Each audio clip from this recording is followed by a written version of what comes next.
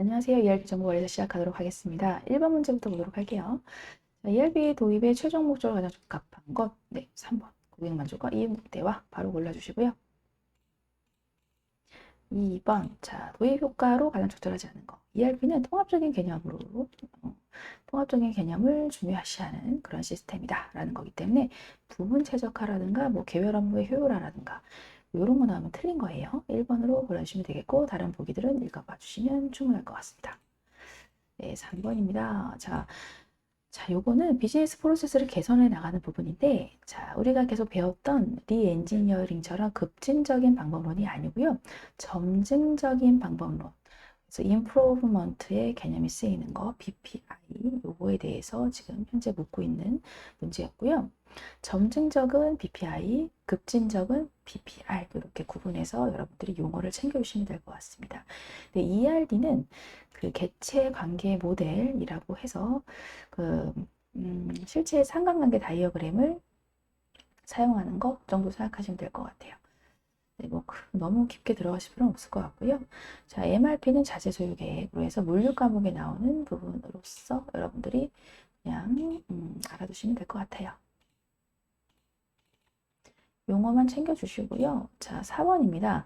ERP 즉시 컨설턴트를 고용함으로써 얻는 장점으로 가장 적절하지 않은 부분인데, 컨설턴트가 이제 개발자랑 현황 업무의 중간 조율의 역할을 하는 부분들이 있어서 중요한 역할을 하지만 잘못되는 경우에 주도권이 훅 넘어가 버리는 경우가 있어요. 그러면 이제 개발이 이제 다른 방향으로 갈 수가 있는 부분이기 때문에 단점에 해당된다라고 볼 수 있습니다. 5번. 자, 기존의 정보 시스템과의 차이점인데요. ERP는 그 통합적인 개념으로 가는 현재의 좀 약간 세련된 시스템이라고 생각하시면 될 것 같고요. 정보 시스템은 약간 기존의 시스템.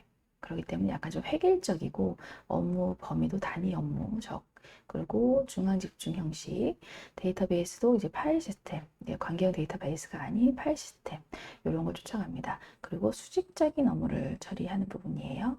MIS가 3번이 틀렸어요. MIS는 수평적인 게 아니라 수직적 업무를 처리하고요. ERP는 수평적인 업무 처리를 합니다. 네, 6번. 자, 크게 유동자산과 비유동자산으로 구분하는 부분인데요. 다음 계정 과목 중 소속이 다른 하나는 부분입니다. 개발비는 무형자산이고요. 자, 기계장치, 무형자산이고요. 비유동자산이고요. 그래서 소모품은 이제 재고자산 쪽으로 해서 유동자산 쪽으로 생각하시면 되고요. 기계장치는 유형자산으로서 비유동자산. 매도 가능 증권, 투자자산이죠. 비유동자산입니다. 유동자산 하나, 소밖에 없네요. 2번으로 골라주시면 되겠어요. 중에서 자본거래로 인해 발생한 항목이 아닌 것 부분인데요. 자본거래에 해당되는 부분입니다. 자, 자본 항목 중에서 자본거래에 의한 항목이 있고요. 또 손익거래에 의한 항목이 있는데, 자, 자본거래를 위한 거는 이제 자본금이라든가, 주식 할인 발행 차금이라든가, 자기주식 처분 소실 같은 자본 조정 항목 이런 것들이 해당되고요. 자, 이익준비금은 손익거래에 해당되는 이익잉여금 항목에 해당이 됩니다. 네, 2번이 해당된다. 찾아주시면 되겠습니다. 8번. 재무상태표와 손익계산서에 대한 설명 중 적절하지 않은 부분인데요.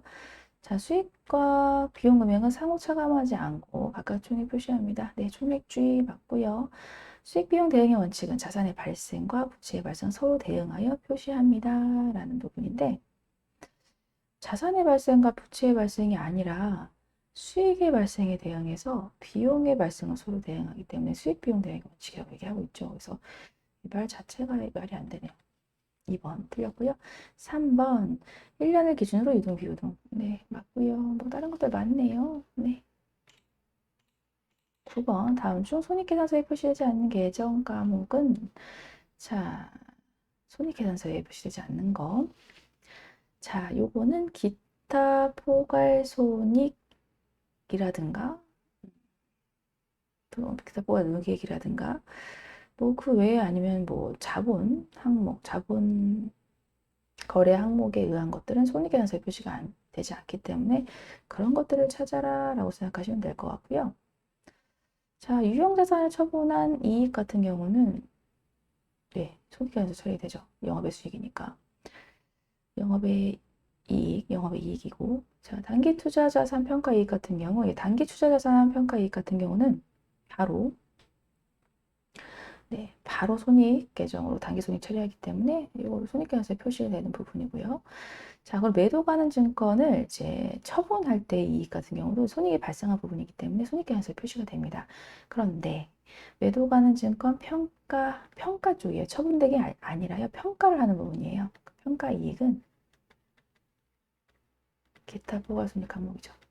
그래서 요거는 자본 계정 쪽에 표시가 됩니다. 네, 10번. 다음 중 기말 결산 정리 후에요. 재무제표에서 표시할 수 없는 계정 과목이에요. 자, 요거는 임시 계정 찾으라는 얘기고요.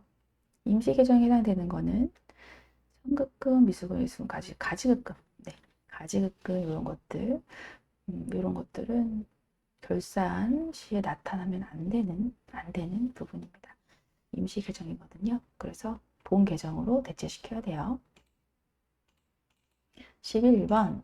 자, 매출원가를 계산하면 얼마인가? 라는 건데요. 네, 매출원가는 기초에다가 매입 마이너스 기말재고 요게 매출원가의 계산인데 여기서 함정이 있어요.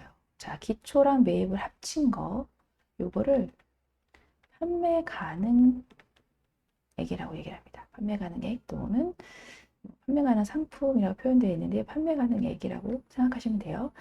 그래서 함정이 있어요. 그래서 기초랑 판매 가능 상품 다 더하시면 안 돼요. 네. 판매 가능액 즉 53만 원 기초랑 매입가액을 얘기하고 있고요. 기말 15만 원만큼을 빼주시면 됩니다. 그럼 38만 원이에요. 네. 함정 문제였어요. 12번 주생산성의 당해 기말 재고자산 관련 자료.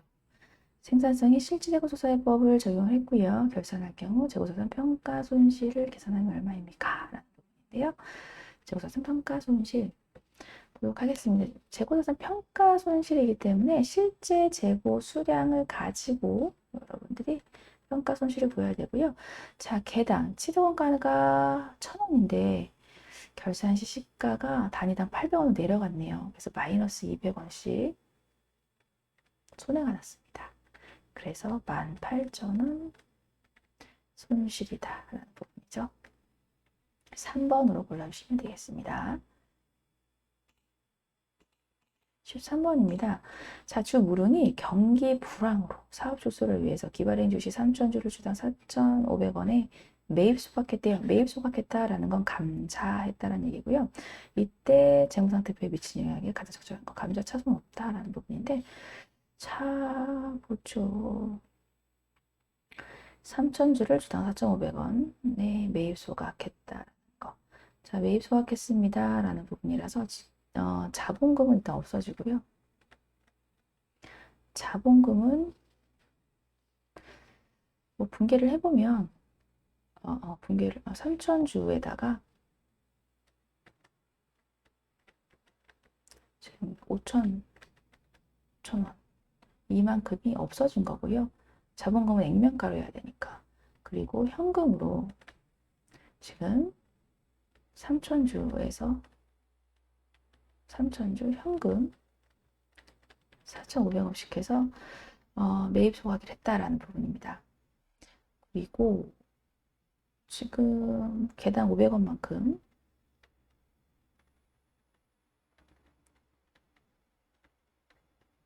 감자 차익 이게 발생했다라는 거거든요.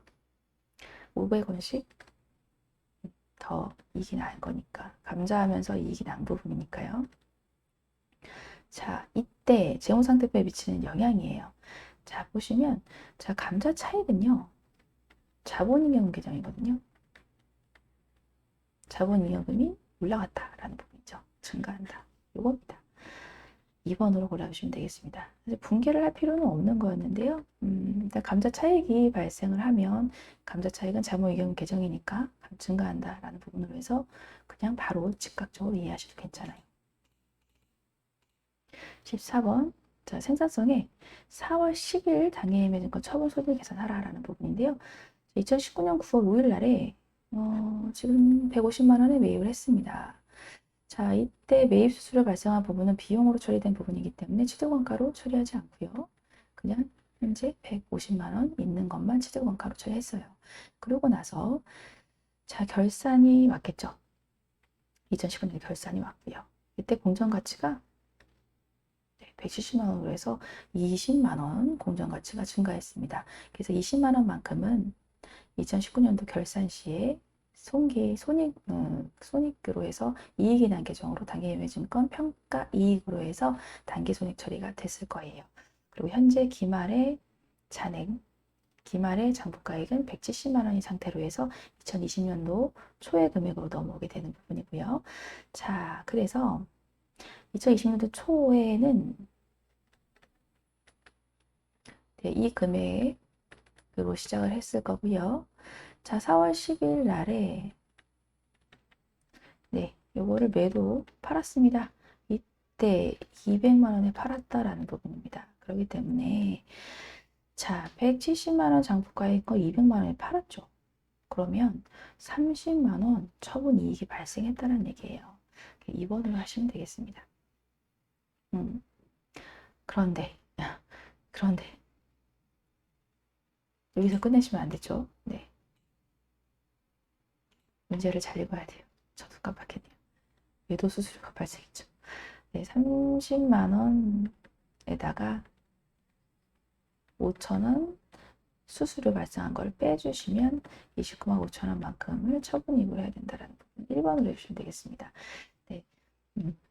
매입시 수수료는 비용 처리가 되기 때문에 최대 원가에 포함되지 않지만 매도 시 발생한 수수료는 이익이 발생한 부분에서 마이너스 처리하는 형식으로 해서 해주시면 되고요. 만약에 손실이 발생했다라고 하면 손실 부분에 업해서 손실 처리해 주시면 됩니다. 15번. 주 무릉의 7월 중에 회계 자료가 다음과 같대요. 영업이익 얼마인가 라는 부분인데요. 자, 갑상품 10개. 자, 7월 2일 날의 상황입니다. 10개고요. 개당 4만원, 개당 4천원 매입했대요. 대금은 매입 시 운반대금 6천원과 함께 현금을 지급했다라는 부분이에요. 지금 10개를 샀는데 개당 4천원이고 지금 운반대금 46,000원과 함께 현금을 지급했기 때문에 지금 상품은 현재 총 매입 시 운반비는 취득원가에 포함되기 때문에 상품은 46,000원으로 처리가 됐을 거고요. 네, 현금 46,000원으로 해서 다 내보냈다라고 해서 처리하시면 되겠습니다. 7월 3일 날에는요. 매장 임차료 5,000원을 현금으로 지급했대요. 자, 그러면 임차료는 비용이니까 5,000원, 현금 5,000원 이렇게 되겠고요. 7월 16일 날 보면 차입금에 대한 이자 3,500원, 현금 지급. 이자니까 이자 비용이겠죠. 현금 지급했습니다. 네, 7월 25일 날 자, 갑상품 6개를 개당 7,000원에 매출했대요. 자, 그러면 지금 상품 요거 46,000원 요거는 10개에 대한 거기 때문에 지금 개당 4,600원이거든요. 그래서 보시면 상품은 4,600원짜리가 6개가 나갔습니다. 6개 팔린 거예요. 그리고 66에 36, 64, 24로 해서 27,600원만큼 네, 상품 이만큼은 빠져나가고요. 그리고 매출을 7,000원에 했으니까 상품 없어지고 자, 상품 없어지고요. 매출을 했는데 카드로 결제가 되었네요. 라는 부분이죠. 그래서 이거는 상품이니까 외상 매출금으로 처리를 하는 형식으로 미지급 말고 42,000원으로 해서 6, 7에 42 6개 곱하기 7,000원 이만큼은 이제 외상 매출금으로 처리하시면 될 것 되고요. 네, 그리고 나서 대금은 결제했고요. 운반대금 4,000원 현금을 지급했대요. 자, 운반대금은 내가 내준 거니까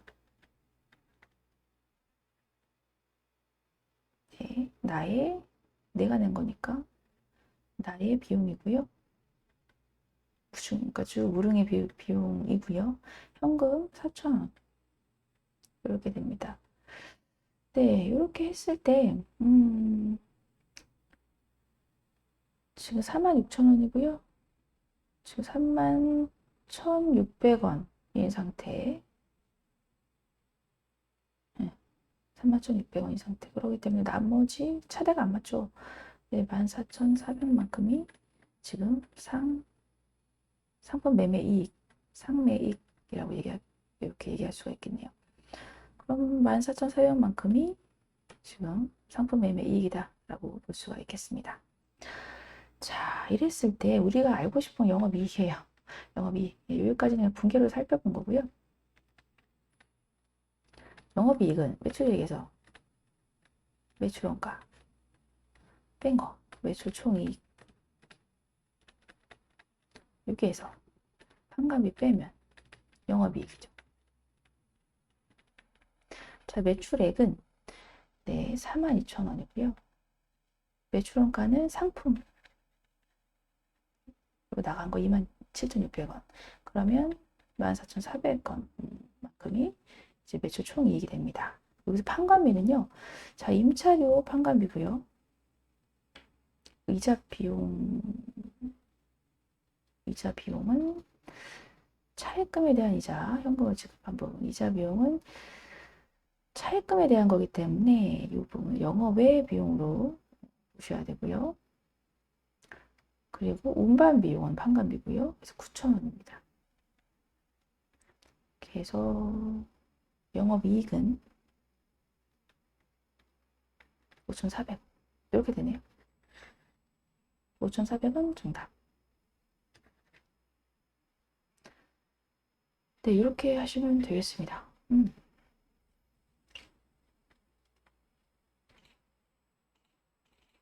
16번. 지구 생산성이 1차 회계연도 초에 구입한 건물과 관련 자료이다.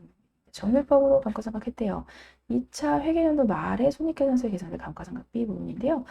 자, 지금 1차, 2차 있는데요. 자, 1차 연도에는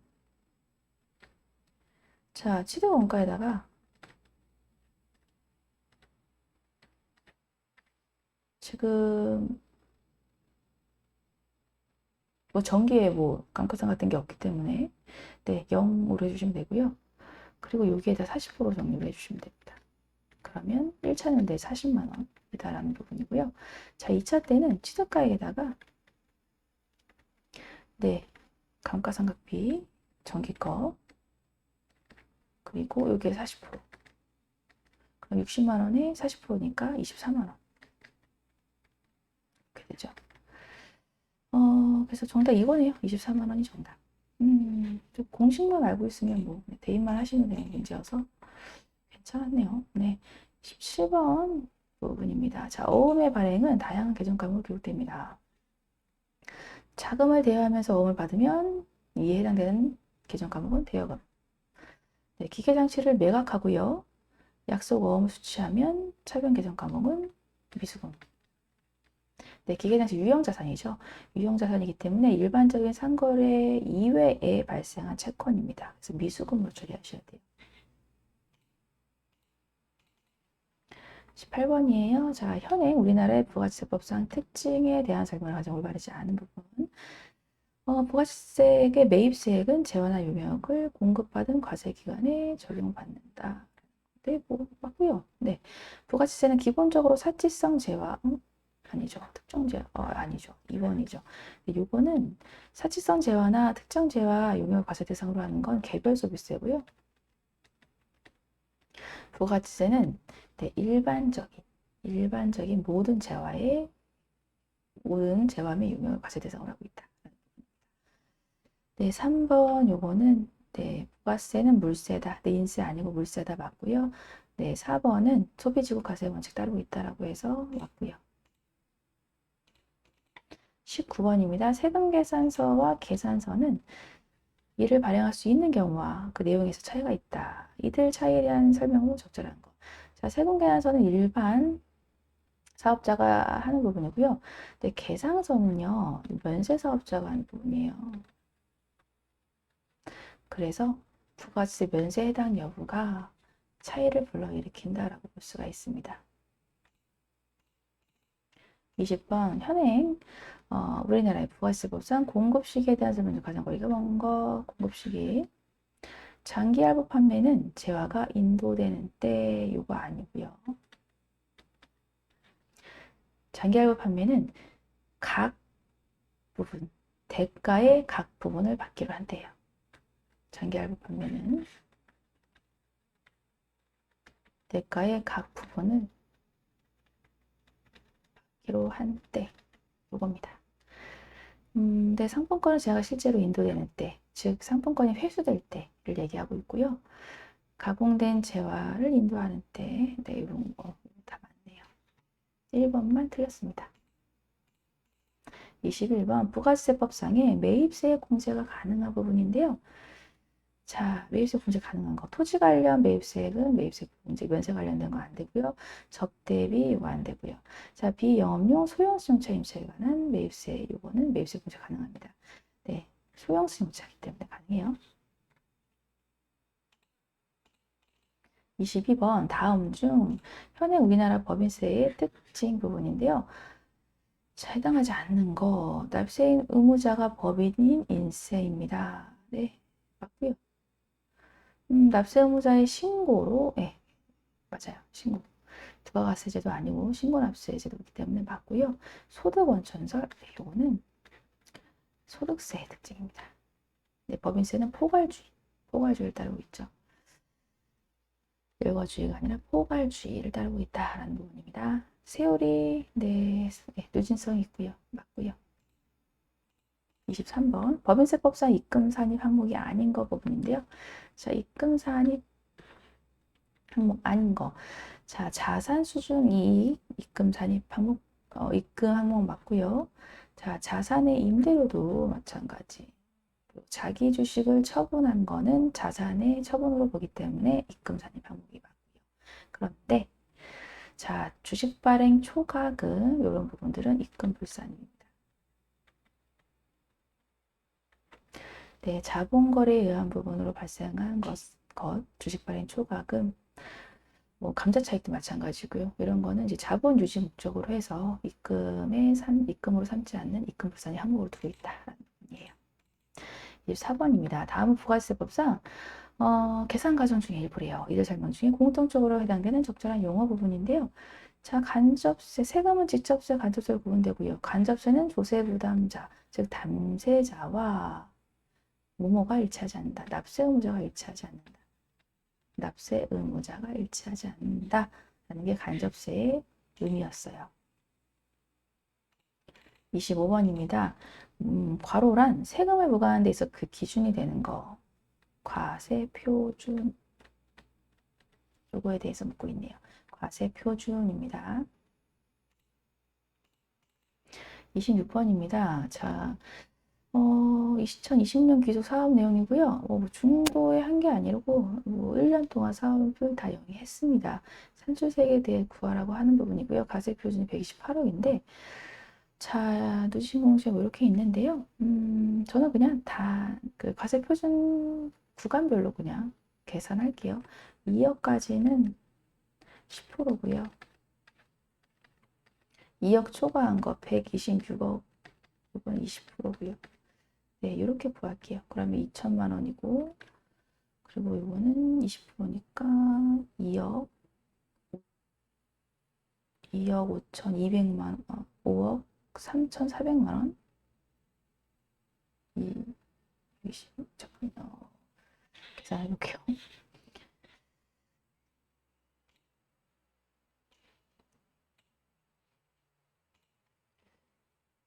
이건 2천만 원인 거 아시겠고요. 120 곱하기 20는 네, 2억 5,200만 원이네요. 2억 5, 25억 2천만 원이라는 얘기고요. 엄청 많이 내네요. 25억 2천만 원이고요. 여기에다 2천만 원 더 하니까 2억 5천4백만 원. 그래서 네, 25.4억 25 40 000 000 단위로 쓰면 25억 4천만 원.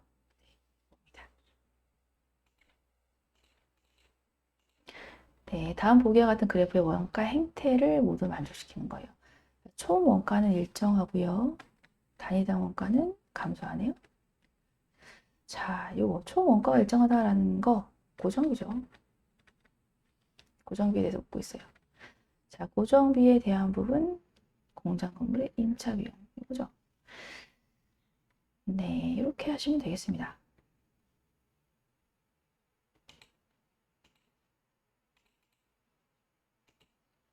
다음 중 부문별 원가 계산의 단계 배분법의 올바른 설명을 모두 고른 거. 자, 요거는 보조 부문 상호 간의 연결수를 완전히 고려하는 방법입니다. 단계 배분법이거든요. 그 단계 배분법은 단계적으로만 고려합니다. 그래서 배분 순서에 따라서 단계적으로만 배분을 하고요. 상호 간의 연결수를 완전히 고려하는 게 아니라 반만 고려한다고 보시면 돼요. 배분 순서에 따라 배분 달라질 수 있고요. 보조 부문의 배분 순서를 합리적 기준으로 결정하는 게 매우 중요합니다. 단계적으로 이제 배분해야 되기 때문에 배분 순서를 잘 정해야 된다라는 거고요. 최초 배분되는 부분의 경우 자신을 포함한 다른 모든 경우에 배분된다라는 부분인데, 자신은 최초 배부가 된 부분의 경우에는 자신을 제외한 다른 부분에 모두 배부가 되죠. 단계적으로 순서대로 배부가 되니까. 그래서 나와 다만 맞네요. 29번입니다. 자, 주생산성은 종합원가 계산을 적용하고 있대요. 종합원가 계산. 자, 가공비는 전체 공정을 걸쳐 분명하게 발생. 선입선출법의 가공비 완성분 환산량과 평균법에서의 가공비 완성분 환산량이 동일하게 나타나는 경우 유일하게 하나 있었죠. 기초 제공품이 없는 경우. 이때 선입선출법이나 평균법이나 가공비 완성분 환산량이 동일합니다. 그래서 기초 제공품이 없다라는 거거든요. 그래서 기초 제공품이 없고 기말 제공품이 있을 때 이때 그때는 동일하게 나타난다라고 볼 수가 있습니다.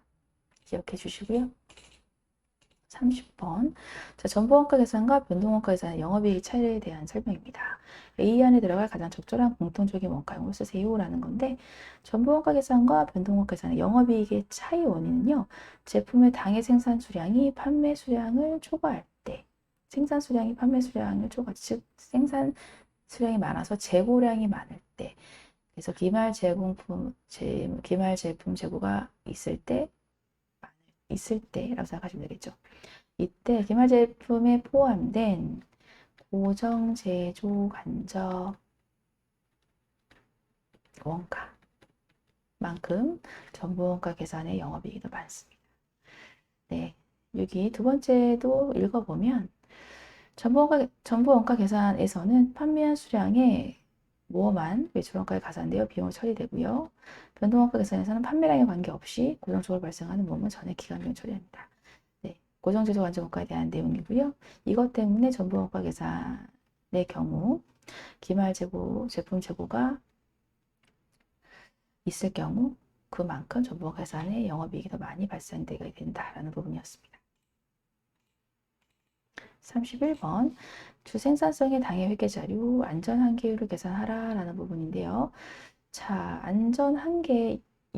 안전한계율. 그러면 일단은 안전한계율은 공원이익분의 영업이익 이거거든요.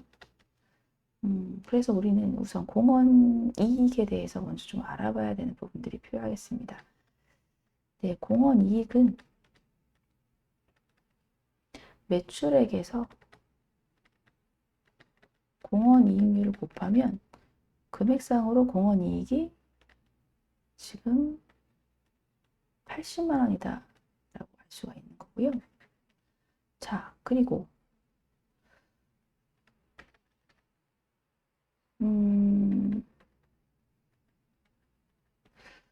자, 변동원가 계산 하에서의 손익계산 구조를 잠깐 떠올려 보시면 매출액에서 변동비를 빼고 난 게 공원이익이고요. 공원이익에서 영업이익을 빼면 어, 어,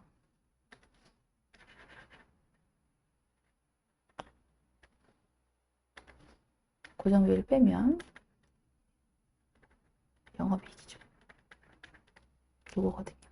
자, 그러면 여기에서 우리가 알 수 있는 건 고정비 40만 원이라는 것과 공원이익 80만 원이라는 거, 요거를 통해서 영업이익을 알 수가 있습니다. 40만 원, 요거네요. 자, 그러면 대입만 하면 돼요. 영업이익 40만 원 나왔고요. 공원이익 80만 원 나왔습니다. 안전한 계율은 50%. 이게 정답. 이렇게 보시면 됩니다. 마지막 32번 문제네요. 단일 제품을 생산 판매하고 있는 생산성의 당해년도 제품 관련 자료래요. 법인세 차감 후에 목표 순이익이 6만 원을 달성하고 싶대요. 목표 판매 수량을 계산하면 얼마입니까? 라는 부분인데요. 법인세 차감 후 목표 순이익이 6만 원, 이 부분이기 때문에 자, 세전 이익을 구해주는 게 먼저 필요하겠습니다. 자, 세전 이익. 자, 세전 이익은 지금 세금이 부여되기 전에 이익이기 때문에 자, 6만 원을 1 법인세율 한 것만큼으로 나눠주면 세전 이익이 나와요. 10만 원이다. 그래서 세전 이익으로 해서 목표 판매 수량을 계산해야 되는 부분이고요. 자, 목표 판매 수량이 얼마인가 라는 부분은 자, 요거죠. 자, 공헌 이익 분의 고정비 플러스 네, 요거 세전 이익 10만 원. 네, 세전 이익 10만 원. 이거거든요. 세전 목표 순이익이니까 10만 원. 목표 순이익. 세전입니다. 네, 그럼 고정비는 20만 원이고요. 10만 원이고요.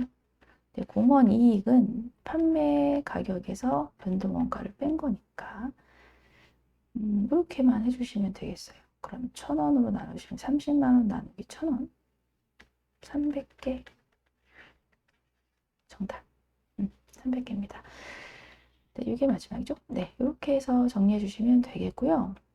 또 기본적인 계정 과목들 묻는 것들이었고 원가도 계산이 이렇게 어려운 계산은 아니었던 것 같아요. 그래서 풀만한 괜찮았던 회차지 않았을까 싶습니다. 네, 안 풀리시는 문제 정리하시면서 이번 시간 마무리하겠습니다.